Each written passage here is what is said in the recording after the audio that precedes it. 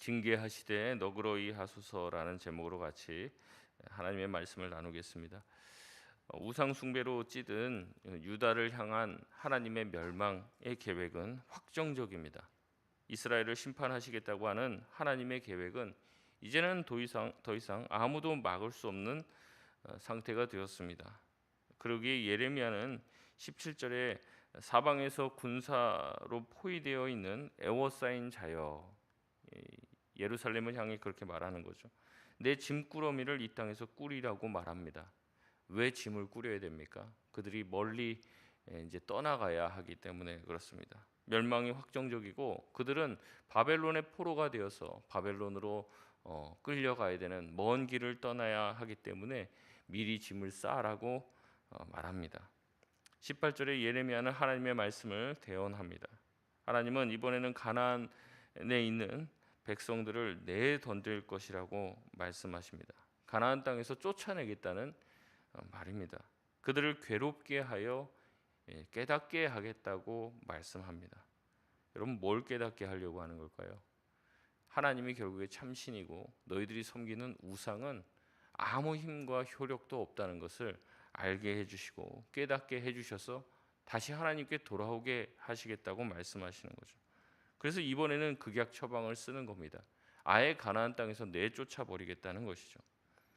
유다에게 당한 고난은 우상 숭배에 대한 심판의 경향도 있지만 궁극적으로는 하나님의 말씀을 깨닫게 하고 하나님이 어떠한 분이신지 깨닫게 하기 위한 것이 목적입니다. 여호와 하나님만이 진정한 신이시며 우상은 아무 능력도 없다는 것을 보여주기 위하신 것이죠. 이스라엘에게 여러 번 이 이야기를 했습니다. 여러 번 돌아오라고 했고 여러 번 기회를 줬지만 돌아오지 않습니다. 그래서 하나님은 가슴이 아프지만 극약 처방을 내리시고 그들을 가나안에서 쫓아내는 방법을 택하시는 겁니다. 이것은 유다를 미워해서 하시는 결정이 아니죠. 유다를 사랑하시기 때문에 회초리를 드는 겁니다. 오히려 유다가 그냥 망하기를 바랬다면 내버려 두는 거죠. 어떻게 살든지. 그럼에도 불구하고 유다 백성들은 자신들의 악행이 어떠한 것인지 깨닫지 못합니다. 하나님이 이렇게 여러 번 말씀하셨는데도요, 멸망이 코앞에 닥쳤는데도 자신들의 지금 상황이 어떤 건지, 자신들이 뭘 잘못했길래 이런 일이 생긴지 알지 못합니다. 하나님은 그들을 온 땅에, 온 세상의 제사장 나라로 삼아 주셨습니다. 그래서 이 세상에 하나님이 어떠한 분이신지 드러내고 하나님의 백성이 어떻게 이 땅에서 살아가는지 샘플로서 살아가기를 원하셨지만 그들은 이 사명을 버리고 자기들이 가고 싶은 길로 갔습니다. 그들 스스로 가나안 땅에서 살고 있는 것을 복이라고 여겼고 자신만만해했습니다. 그러나 어떻습니까? 하나님이 훅 불기만 하면 그 모든 것은 날아가는 거예요. 하나님이 결정만 하시면 그들이 그렇게 붙들고 있는 가나안 땅, 약속의 땅에서도 쫓겨나게 된다는 겁니다. 하나님께서 좋아서 일을 진행하시는 게 아니라고 말씀드렸습니다. 하나님도 마음이 아프지만 자신의 백성을 돌이키기 위해 그들을 괴롭게 하시겠다고 말합니다. 우리가 자녀를 훈계하고 훈육할 때 누가 좋아서 야단치는 사람이 어디 있습니까? 근데 그 혼나는 훈육을 받는 아이들은 그걸 아나요? 모르죠. 다 커서 부모가 돼봐야지 아는 거죠. 그 전에는 훈계를 할 때는 왜 이렇게 잔소리를 하나 그 생각밖에 없는 거죠. 이스라엘 백성이 똑같습니다. 하나님이 자신들을 사랑해서 훈계하는 것이 아니라 자신들을 미워한다 생각하고 하나님의 마음을 전혀 알지 못하는 것이죠. 하나님의 결정을 먼저 알게 된 선지자 예레미야는 그렇기 때문에 슬픕니다. 19절 말씀을 같이 다시 한번 읽겠습니다. 시작. 슬프다 내 상처요 내가 중상을 당하였도다. 그러나 내가 말하노라 이는 참으로 고난이라 내가 참아야 하리로다. 아멘. 19절 말씀을 볼 때는요, 이게 조금 우리 성경으로 봤을 때는 구분이 잘 지지 않는데요. 슬프다 내 상처요 내가 중상을 당하였도다. 여기까지는 예레미야의 고백으로 보통 봅니다. 그러니까 뒤에 있는 그러나 내가 말하노라 여기 뒷부분은요 백성들이 이제부터 하는 말들이에요. 예레미야는 먼저 앞부분에 슬프다라고 말합니다. 이러한 하나님의 결정, 유다의 멸망이 결정되어 있는 이 상황을 예레미야는 슬퍼하며 울죠. 백성들은 울지 않습니다. 도대체 무슨 일이 벌어질지를 모르기 때문에 그런 거죠. 근데 선지자는 압니다. 아니까 슬픈 것이죠. 결국에 하나님은 그들에게 울라고 했지만 울지 않으니까 그럼 곡하는 사람을 불러와서 울라고 하고 또 지혜로운 사람들을 불러서 장송곡을 부르라고 말씀하시죠. 백성들은 마지막 순간까지도 뭔가 여기서 역전이 일어나서 자신들이 온전해질 것이라고 착각하고 있습니다. 하지만 예레미야는 이번은 다르다고 말하는 것이죠. 멸망은 기정사실이라고 말합니다. 짐을 쌓아놓고 이제는 바벨론에 끌려갈 준비를 하라고 말하는 거죠. 선지자는요, 이 모든 심판에서 자기를 예외로 두지 않습니다. 자신도 그 백성들과 함께 이 포로 귀향의 길을 가야 해요. 그렇기 때문에 자기는 슬프고 아픈 것이죠. 그러나 내가 말하노라 이유는 백성들의 외침이라고 얘기했습니다. 백성들은 멸망을 당하고 심판을 당하자 이렇게 얘기한다는 거예요. 와, 이게 진짜 고난이구나. 그 전까지의 고난과는 상상도 할 수 없는 고난이 그들에게 다가온 겁니다. 그들도 이제 생각을 한 거죠. 혹시라도 우리가 멸망당하면 어떠한 일이 벌어질까? 그래도 우리가 이렇게 하면 견뎌낼 수 있을 거야. 이 정도 고난은 내가 이길 수 있을 거야 라고 생각했는데 그 상상 이상의 고난이 찾아옵니다. 뒤이어 내가 참아야 하리로라 라는 구절은 해석에 많은 논란이 있는데요, 새 번역에서는 이렇게 번역을 합니다. 이런 고통쯤은 참을 수 있다고 생각했는데, 이런 고통쯤은 참을 수 있다고 생각했는데 라고 백성들은 말한다는 거죠. 고난 한번 찾아와 봐라. 그래, 내가 이것 좀 이겨낼 수 있을 거야 스스로 생각했는데 막상 그 고난의 강도가 너무나도 강하다 보니까 내가 이거 견딜 수 있다고 생각했는데 그게 아니구나 이렇게 생각했다는 거죠. 이렇게 말을 하기 시작했다는 겁니다. 고난을 닥치기 전에는 누구든지 고난에 대해서 자신만만해합니다. 남이 고난당한 걸 보면 얘기해요. 집사님, 권사님을 얼마나 크게 쓰시려고, 하나님이 큰 복을 주시려고 그럴 거야. 그런 말이 위로가 안 되는 것 같습니다. 막상 자기가 고난당할 때 누가 찾아와서 그런 얘기하면 위로가 될까요? 그게 아니죠. 같이 울어주는 거죠. 같이 슬퍼해주고 같이 기도해주고 같이 옆에 앉아있는 것만으로도 힘이 나는 것인데 꼭 와서 이런 얘기들을 한다는 거죠. 여러분, 고난은요, 자기가 당하지 않기 전까지는 남이 당하는 걸 보면은 아이고 안 됐네 이렇게만 생각합니다. 그러나 그 고난의 깊은 자리에 가운데 나아가게 됐을 때 그것은 누구도 위로해 줄 수 없는 고통과 아픔이 되는 것이죠. 그들에게 닥친 고통과 고난은 그들의 생각보다 컸습니다. 백성들은 신음하며 말합니다. 20절에 그들은 자신의 장막들이 무너지고 그 장막을 버티던 줄이 끊어졌다고 말합니다. 자녀들도 없기에 장막을 세울 자도 없다고 말해요. 유다가 멸망하게 되면 벌어질 일들에 대해서 얘기합니다. 그들은 포로로 바벨론에 끌려갈 것이에요. 어떤 이는 자식을 두고 끌려갈 겁니다. 어떤 이는 부모를 두고 자식이 끌려갈 것이에요. 그래서 모든 가정이 파괴되고 멸망에 이르게 됩니다. 결국에 자식이 끌려가고 부모가 끌려간다는 것은 무엇을 의미합니까? 결국에 무너진 이 예루살렘을 다시 세우는 것은 상당히 어려운 일이 될 것임을 이야기하는 것이죠. 21절에 목자들은 어리석은 자들이라고 말합니다. 왜 그렇습니까? 그들이 여호와를 찾지 않았기 때문에 형통하지 못하고 그들의 양떼를 다 잃어버렸기 때문에 그렇다라고 말합니다. 여기서 목자들은 지도자들을 말하는 거죠. 정치 지도자들과 종교 지도자들 모두를 말합니다. 여러분, 그들이 어리석은 이유는 무엇입니까? 어제도 말씀드렸듯이 그들이 하나님을 찾지 않고 우상을 찾았기 때문에 그렇습니다. 다른 힘으로 어떻게든 해보려고 했던 거죠. 실제로 유다는요, 하나님께 구하여 아수르나 바벨론에게 대항하지 않습니다. 옆에 나라들을 자꾸 찾아요. 그래서 이집트에게 한번 붙기도 하고 또 옆에 있는 다른 나라들을 찾기도 하고 아랍 나라를 찾기도 하고 그러다가 오히려 망한 거예요. 하나님을 찾지 않고 우상을 찾은 그들의 결국은 형통하지 못하였고 자신의 것들을 다 잃어버리게 된 것이죠. 하나님은 목자를 세워주셨습니다. 이스라엘의 목자로서 지도자들을 세워주셨지만 그들은 지도자의 역할을 하지 못했습니다. 무슨 지도자입니까? 백성들을 마음대로 주무르라는 그런 지도자가 아니죠. 이 백성들을 잘 훈육하고 교육하고 바른 길로 인도하여 누구에게 가게 하게 하는 겁니까? 하나님에게 가게 하는 거죠. 그게 지도자의 역할이었습니다. 그러나 그들은 하나님께 그들을 인도하지 않았습니다. 자기 자신의 배만 불리고 자리만 보존하고 자기가 먹고 사는 데만 급급했던 거죠. 양들이 흩어지든 말든 아무 상관이 없습니다. 내가 먹고 사는 문제만 해결된다면 양들은 다 없어져도 괜찮았죠. 여러분, 이 이야기가 다만 유대 나라에 또 예루살렘에 지금 벌어진 일로 국한되는 게 아니죠. 여러분, 우리나라 한국교회도 마찬가지입니다. 기독교 인구가 한때는 25%까지 됐다고 해요. 기독교인임을 자랑스러워하던 시절이 있었습니다. 교회 다닌다고 하면 그래도 교회 다니시는 분이니까 하고 믿어주던 때가 있었습니다. 그러나 지금 교회 다닌다고 하면 누가 믿어줍니까? 한국교회의 신뢰도가 바닥을 치고 있죠. 성도들도 다 교회를 떠납니다.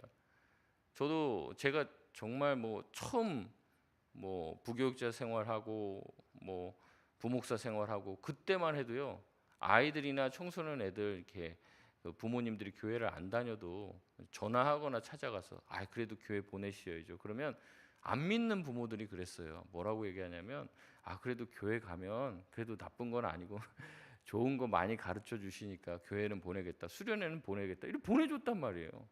그래도 집에 노는 것보다 교회 가는 게 낫죠.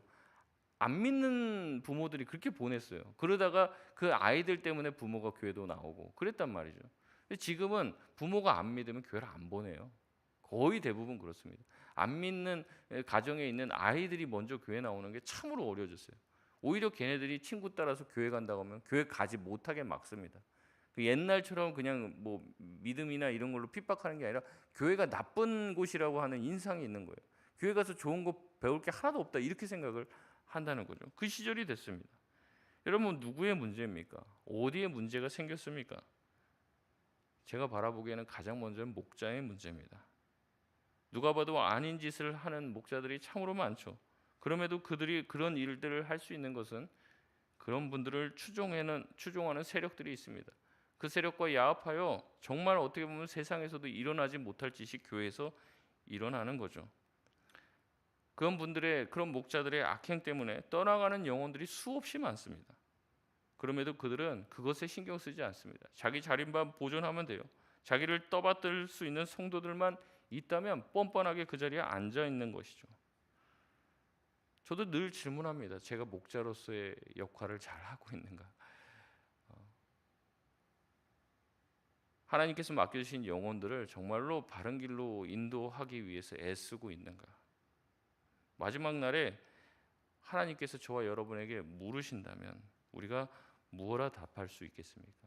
너에게 맡겨준 그 영혼들, 우리가 어쨌든 구역에서든지 어디서든지 가르치거나 또 가르침을 받는 자입니다. 누군가에게 돌봄을 받지만 누군가를 또 돌보는 그런 위치에 있어요.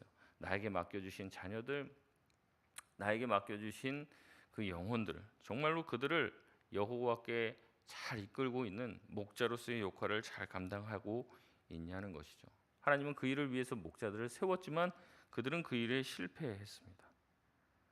우리가 마지막 날에 그렇게 대답하기를 원합니다. 만약 주님이 그렇게 물으신다면, 주님, 우리가 부족하지만 최선을 다했습니다. 저에게 맡겨준 영혼을 위해서 쉬지 않고 기도했고 그들을 잘 돌보고 주님께로 인도하려고 했지만 참 부족한 것이 많았습니다. 라고라도 고백할 수 있기를 바랍니다. 22절은요, 북방에서 온 민족들이 유다를 다 황폐하게 하고 들짐승의 거처가 되게 할 것이라고 말하며 멸망이 참담할 것이고 어떠한 집들도 바로 세워진 집이 없게 될 것이라는 것을 말합니다. 23절에서 25절까지는 예레미야의 기도입니다. 심판을 계속 예언하던 예레미야, 깊은 슬픔에 잠겨있던 예레미야는요, 갑작스럽게 느껴질 정도로 하나님께 다급하게 기도합니다. 23절 말씀을 보면 여호와여, 내가 알거니와 사람의 길이 자신에게 있지 아니하고 걸음을 지도함이 걷는 자에게 있지 아니하다라고 말합니다. 여러분, 이 말씀은 잠언 말씀을 연상케 합니다. 잠언 20장 24절 말씀을 보면 사람의 걸음은 여호와로 말미암나니 사람이 어찌 자기 길을 알 수 있으랴라고 말합니다. 잠언 16장 9절은 이렇게 말합니다. 사람이 자기 마음으로 자기 길을 계획할지라도 그 걸음을 인도하는 자는 여호와시니라. 성경에서 이런 말들이 계속 나오는 거죠.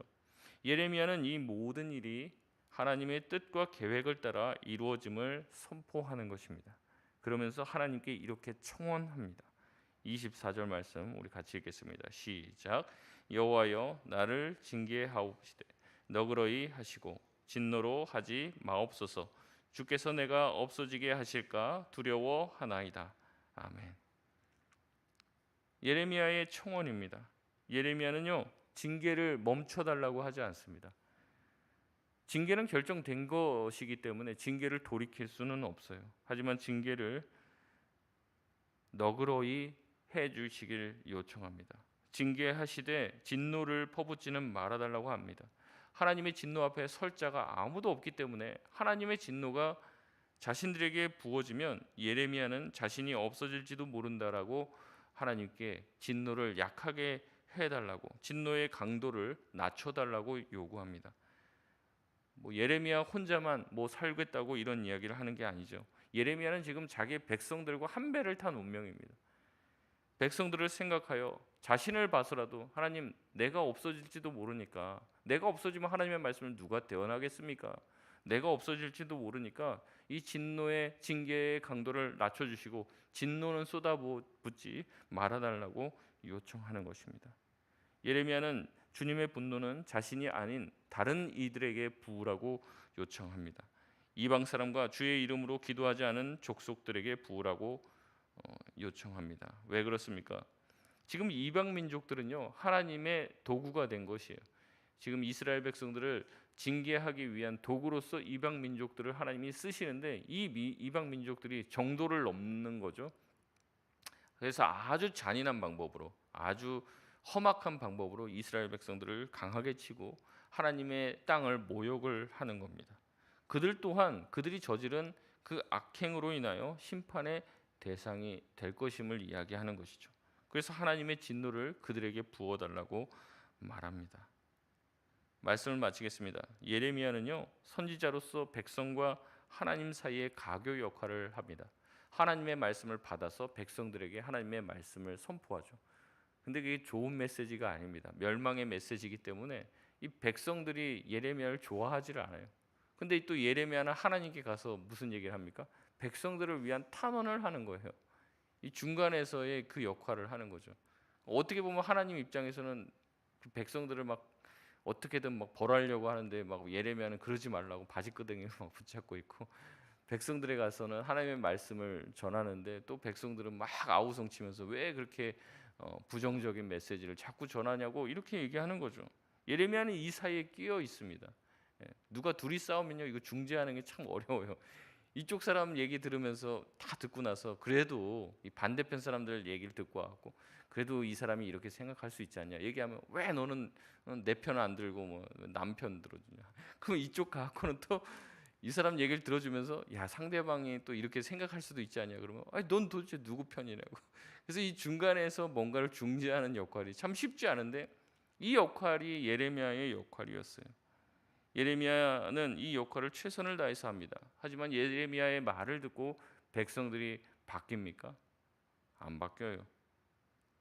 하나님께 진노를 멈춰달라, 또 징계를 멈춰달라 부탁하지만 하나님의 결정된 징계는 그들에게 쏟아집니다. 하나님의 회초리는 매섭게 백성들에게 내려쳐집니다. 그래서 하나님은 결정하신 것이죠. 완전한 선지자, 예레미야와 같은 선지자가 아닌 정말 하나님께서 원하시는 완벽한 선지자이신 예수님을 우리 가운데 보내주신 겁니다. 그래서 예수님의 사역을 통해 하나님의 백성들이 회복되어지고 하나님께로 돌이키는 역사가 있게 되어지고, 완전한 선지자이신 예수님은 십자가에서 자기의 사역을 완수하심으로 하나님께서는 예수님을 보고 백성들을 용서하도록 결정하신 것이죠. 결국에 예수님을 통해서만 우리는 사죄함과 또 죄사함의 은총을 누릴 수 있게 된 것입니다. 그래서 예레미야의 이 사역은 결국에 궁극적으로 예수님을 예표하는 거죠. 예수님이 이 중보자의 역할에 서서 하나님의 백성들에게 하나님의 말씀을 전달하실 것이고, 그리고 백성들의 탄원을 듣고 하나님께 우리에 대한 기도를 해 주실 것이라는 거죠. 지금도 예수님 보좌 우편에 앉아서 우리를 위해서 기도하시는 줄 여러분 믿으시길 바랍니다. 완전하신 예수 그리스도, 우리를 위한 참된 중보자 되신 주님을 붙잡고 나아가는 오늘 하루 다 되시길 주의 이름으로 소원합니다. 우리 이 시간